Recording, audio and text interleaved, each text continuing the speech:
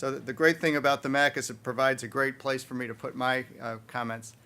So in fact, our collaboration started before that. So at the time that the Bloomberg administration of New York City put out an application asking the great universities of the world to come and build something in New York City, we first had the privilege, our company, of collaborating with the folks that Todd keeps referring to actually plan and think through what all the energy use might be on a brand new campus on Roosevelt Island in New York City.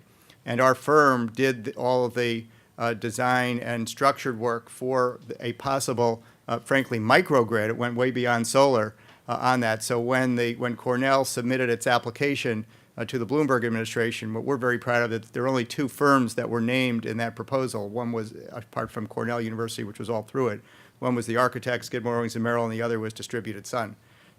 So it was that early work that got us in touch with what is happily called the Facilities Department, who are actually brilliant people with whom we've collaborated. So we're talking about energy optimization and how over time we're going to have new business models of community solar and distributed generation, microgrids, and net zero buildings. So what I want to do as a takeaway is recommend that you all take out your pencil or your iPhone right now and write down the name of one of my favorite books that I've read in the last year, which is called The Last Days of Night. So for those of you who haven't read it, this is going to be very meaningful to you in the future to read The Last Days of Night by Graham Moore. So The Last Days of Night is totally relevant to what we're doing now, and it's all about the invention of electricity in the 1880s in New York City.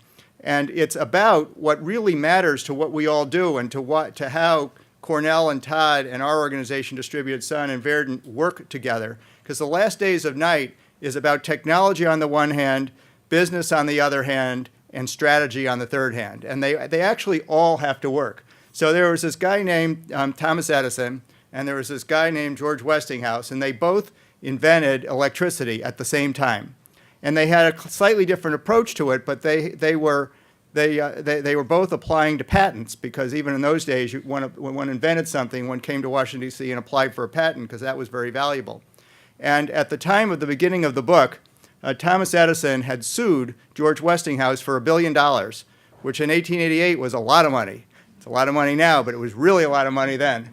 And George Westinghouse, who had a much bigger company, needed to defend himself, and somehow, through the stories told in the book, he hired a brand new lawyer out of Columbia Law School named Paul Cravath. And anyone who knows the legal profession knows Cravath, Swaine & Moore as a famous litigation firm, which it became. But this was Paul Cravath's first job. So in the book, which is historical fiction, but it is a history book, it tells the story of the invention of electricity, of the debate over a patent between and the business contest between Westinghouse and Edison, and the difference between AC and DC current, because Thomas Edison, who was ahead, had invented DC current, and it was George Westinghouse who gave us AC current, which some of you know is probably pretty important to how the grid works.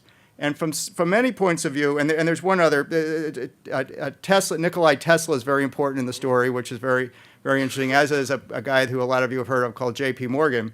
But the one you haven't heard of, and she's very important, and she's written in as a love interest, but her name is Agnes Huntington, and she was an opera singer, and that wasn't her real name, that was her made-up name. But what's really important, and you know, we all know the story about how it takes a village to raise a family and raise a child. She's the metaphor of the village. That's how important it was to have friends and to have people come in.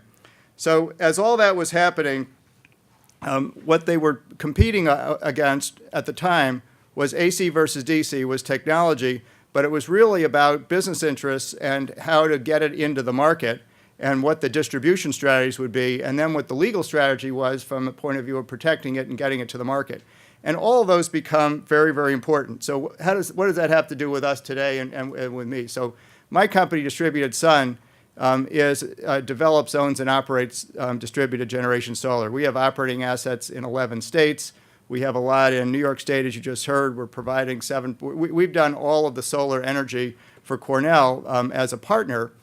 So these guys tell us what they need. We figure out if we can finance it.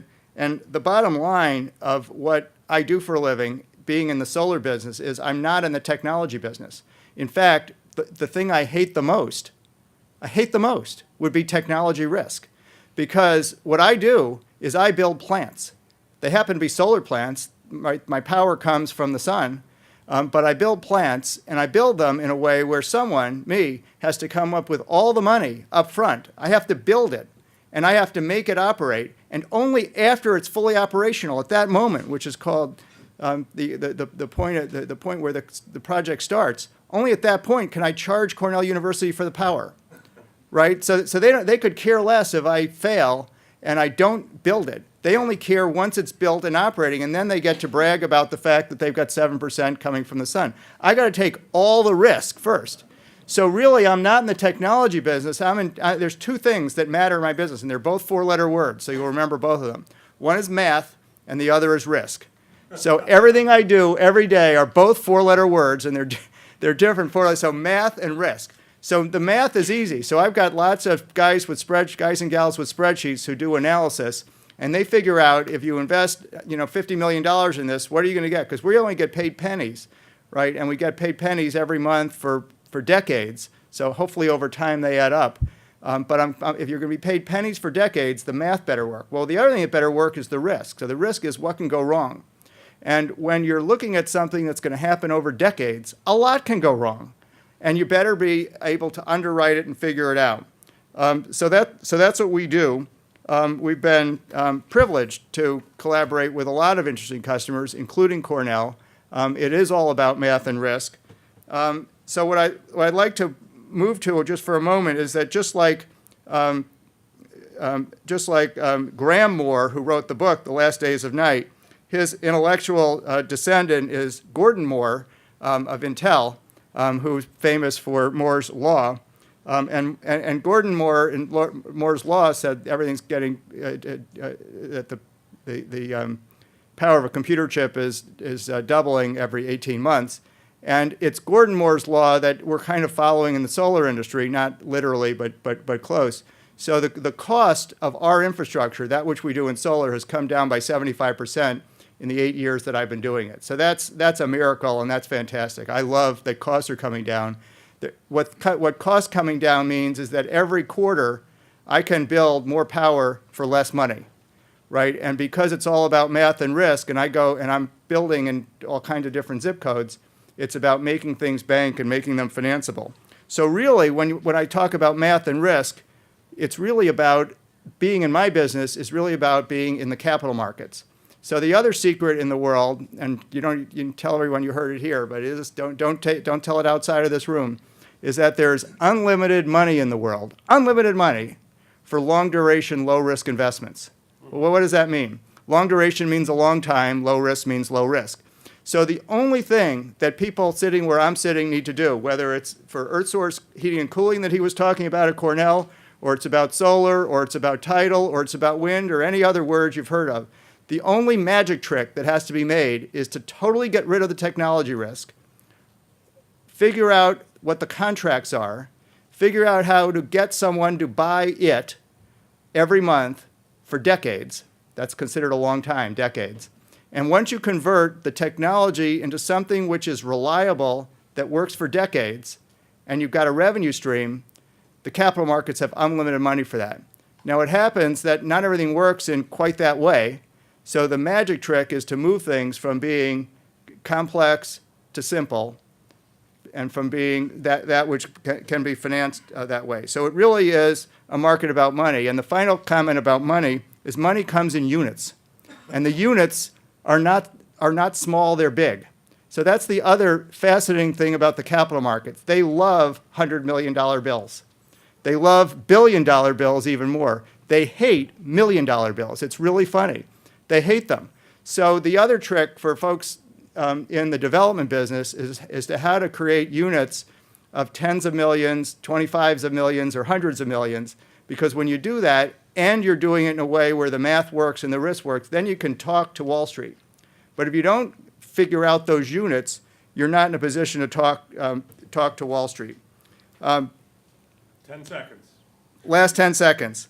The bottom line in this business right, which is why Cornell is such a great counterparty for us, is the most important thing is another word, and it's not a four-letter word, it's a complicated word, it's called patience. So this takes a long time, it takes a lot of patience. You have to deal with NIMBY, you have to deal with towns, you have to deal with permits, you have to deal with utilities, you have to deal with taxes. There's a lot that you have to deal with.